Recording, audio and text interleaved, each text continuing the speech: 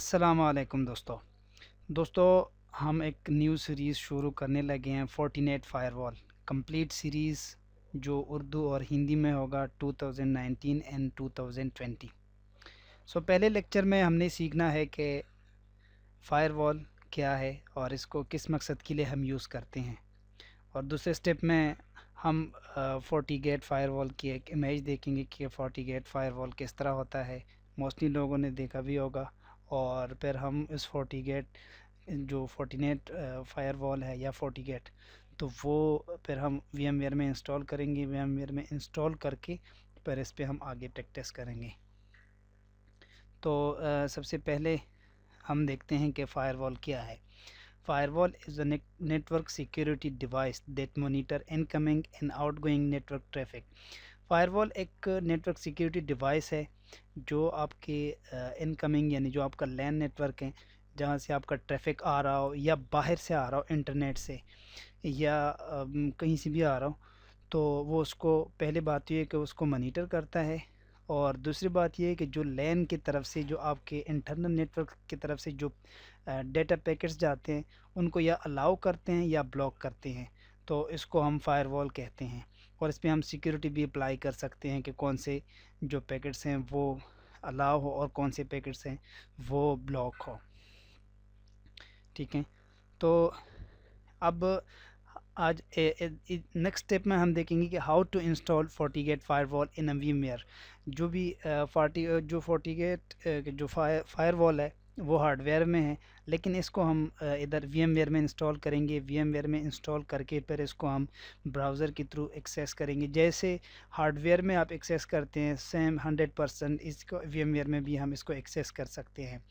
तो सबसे पहली बात ये है कि डाउनलोड फोर्टीगेट फायरवॉल इमेज, जो डिस्क्रिप्शन में मैं लिंक दूंगा, वहाँ से आप लोग इसको डाउनलोड कर दें और फिर install this image in VMware and follow the procedure. जो प्रोसीजर मैं कर रहा हूँ उसको जस्ट फॉलो करें तो ये आपका सारा हो जाएगा। ठीक है। तो अब हम करने लगे, मैं वीएमवेयर को ओपन करने लगा हूँ।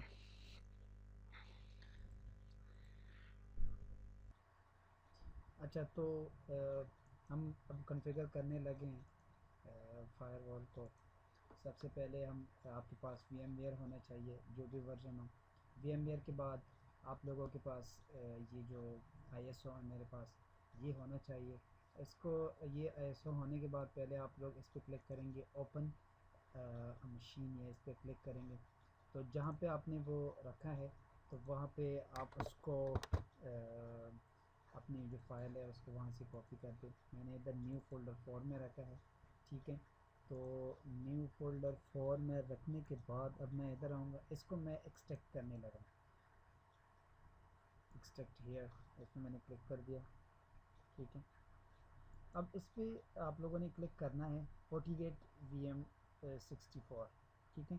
इस पर मैं डबल क्लिक करता हूँ और इधर आप लोग अगर नेम चेंज करना चाहे तो इसको आप चेंज कर सकते हैं।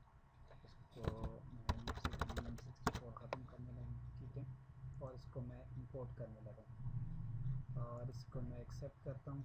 ये थोड़ा सा टाइम लेगा, थोड़ा सा टाइम के बाद ये फिर एक्टिव हो जाएगा। अब इधर हमने एक काम करना है। ठीक है। इस पर क्लिक करेंगे, इस पर राइट क्लिक करेंगे, इसके साथ जितनी भी है ये आपके पास ब्रेज मोड में है, तो इसको आप लोग सारे वीएम नेट होस्ट ओनली 1 पे करना है, सब जितनी भी है।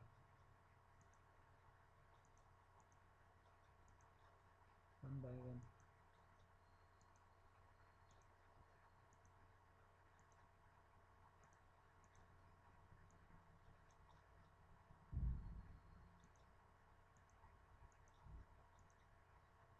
ये करने के बाद फिर हम इसमें अंदर जो कॉन्फ़िगरेशन है वही करेंगे।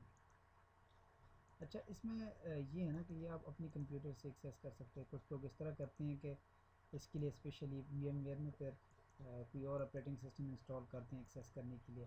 हम यही बेस जो हमारे पास फिज़िकल सिस्टम है, इसमें जो ऑपरेटिंग सिस्टम इंस्टॉल है इसी से हम इस सर्वर को एक्सेस करेंगे। ये सारा कंप्लीट करने के बाद हम ओके करेंगे और ओके करने के बाद power on the virtual machine, इस पर मैं क्लिक करूँगा। इस पर क्लिक करने के बाद ये पहले तो इसको मैं डूम कर दूँगा। ओके, अब ये रिबूट होगा, रिबूट होने के बाद ये स्टार्ट हो जाएगा। इसमें फ़र्स्ट ऑफ ऑल यही जो कमांड प्रॉम्प्ट आप लोगों के सामने नज़र आ रहा है, इसमें फ़र्स्ट टाइम वन टाइम और फर्स्ट टाइम आप लोगों ने कुछ कॉन्फ़िगरेशन करनी है। कॉन्फ़िगरेशन में जस्ट हमने एक जो हमारे इंटरफेस होते हैं, इंटरफेस को आईपी देना होता है।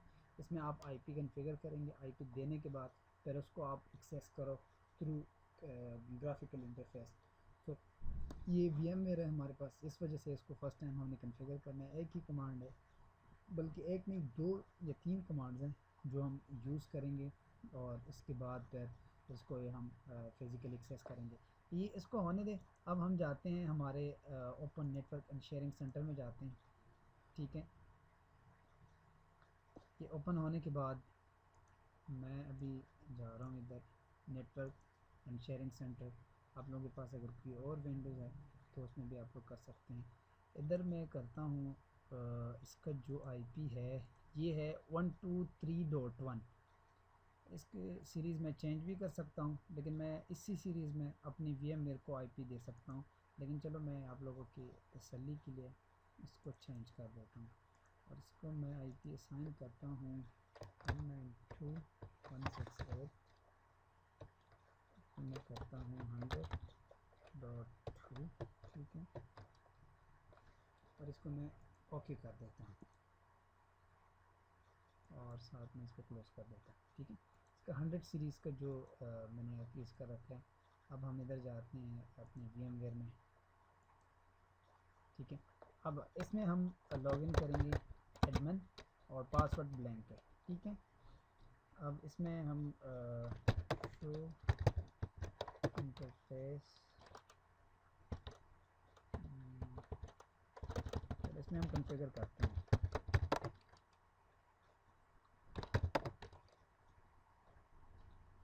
System interface.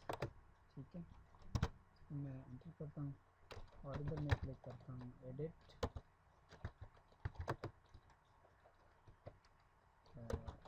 इंटरफेस।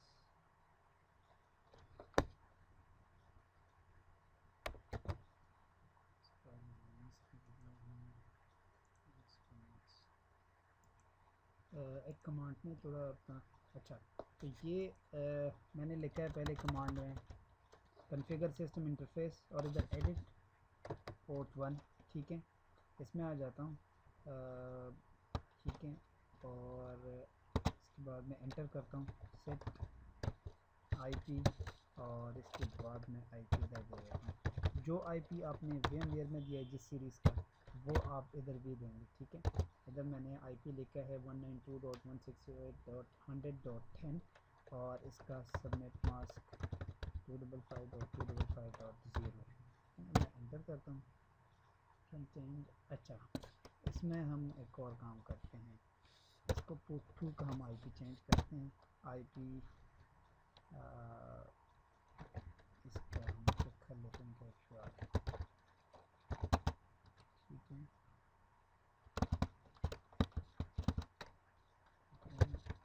करते हैं शो सिस्टम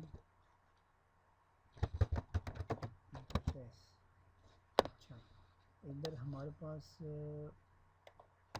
कोई कॉन्फ़िगर नहीं है, तो हम ऐसे करते हैं कि हम पोर्ट 2 पे हम कॉन्फ़िगरेशन करते हैं। ठीक है, 1 पे पता नहीं मुझे अलाउ नहीं कर रहा है, तो अब हम करते हैं इस पर कॉन्फ़िगर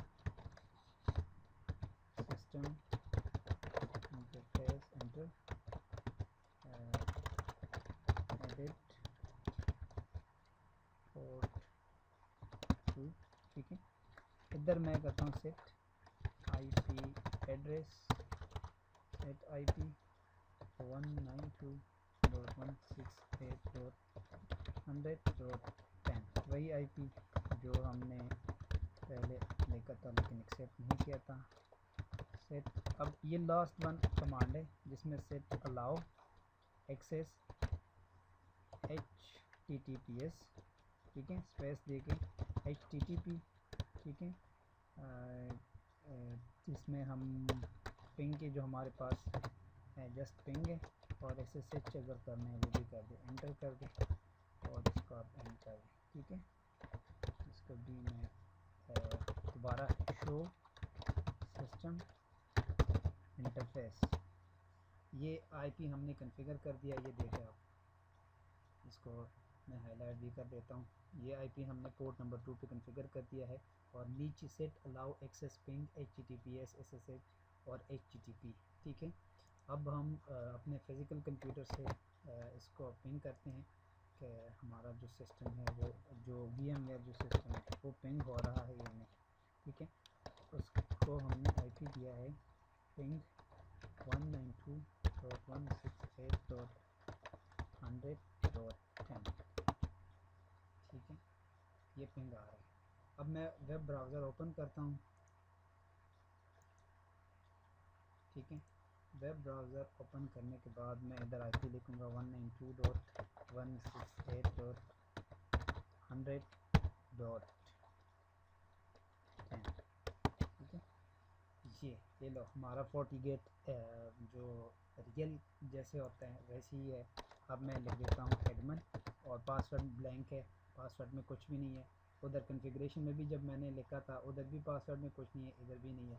ये मुझसे मांग रहा है कि आप पासवर्ड चेंज कर ले, तो मैं पासवर्ड चेंज करने लगा हूँ, ठीक है।